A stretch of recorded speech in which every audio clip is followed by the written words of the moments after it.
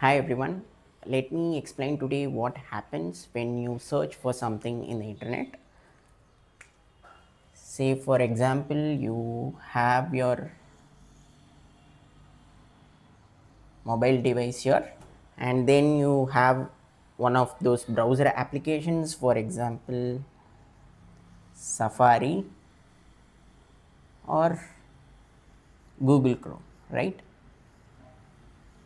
And when you click one of this in your mobile phone, a window opens up and you usually have a search box where you can type www.google.com,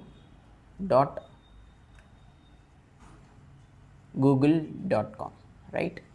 So when you hit this, what happens behind the scene is your device will travel through the internet and hit another computer located somewhere in the internet called a DNS server.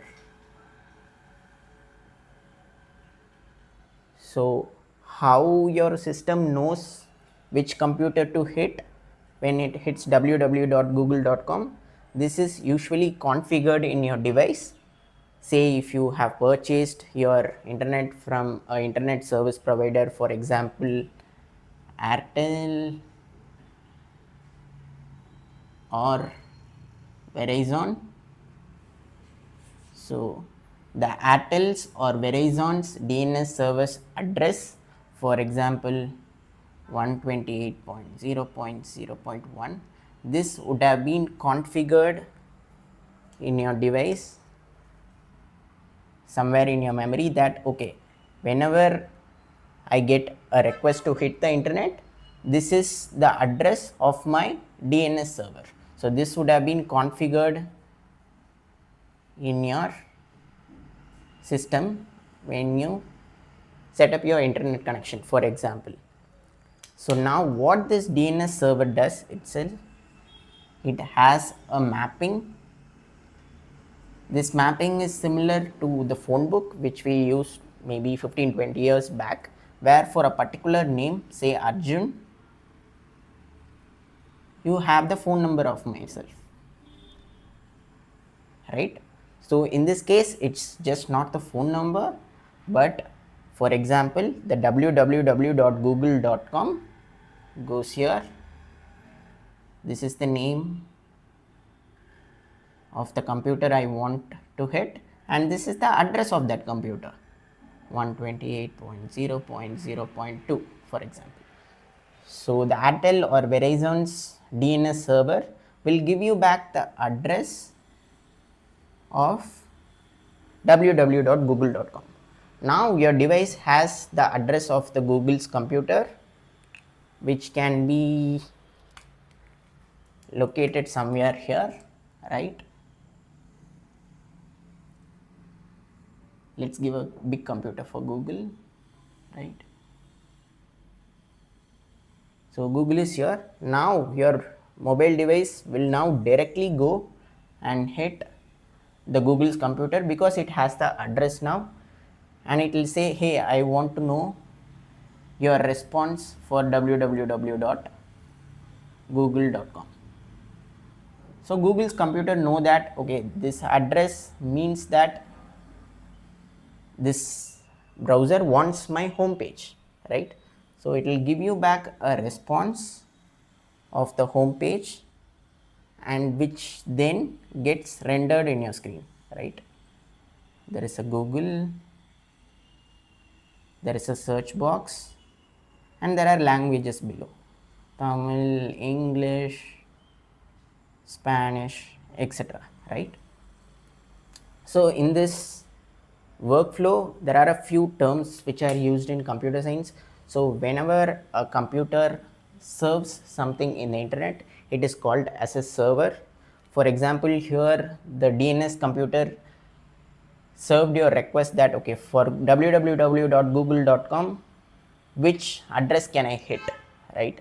It gave you the address back of the Google's computer. So it is serving your request. Similarly, Google, when you hit Google saying that okay, I want your home page, it gave you back the home page where you can search things in the internet, right? So Google and DNS will be called here in this case as a server. This will be called as a Google server, and the guy or the system which is making the request is usually called as a client, right? This is like a normal business term which we use, like whoever is our customer, we usually call them as clients or something, and whoever is serving the request, we call them as a server. This is server term is little bit more respectful, but yeah, that is how it is in computer science. And another thing I want to add on top is, so this DNS server can be different as well, in the sense, for example, Google, it has its own DNS server which has its own IP address, say 8.8.8 something, right? So if you go and change your configuration in your system to say, I don't want to use Airtel or Verizon, I want to use the Google's one, maybe because for speed or privacy or security, there are a lot of reasons why people try to change that. So you can change this from 128 into 8.8.8.8. Next time you hit a request, need not be Google, it can be, for example, what is the score of the match today. So instead of this, changes into say www.crickinfo. So instead of now hitting your Airtel or Verizon DNS server, your device will directly go and hit the Google. So Google will again have its own mapping here. For Crickinfo, what is the address? So it gives back you the address, say 128.0.0.5. So this is the address of the Crickinfo computer. So now your system will go, I am running out of space, so it will go and hit the Crickinfo computer, right?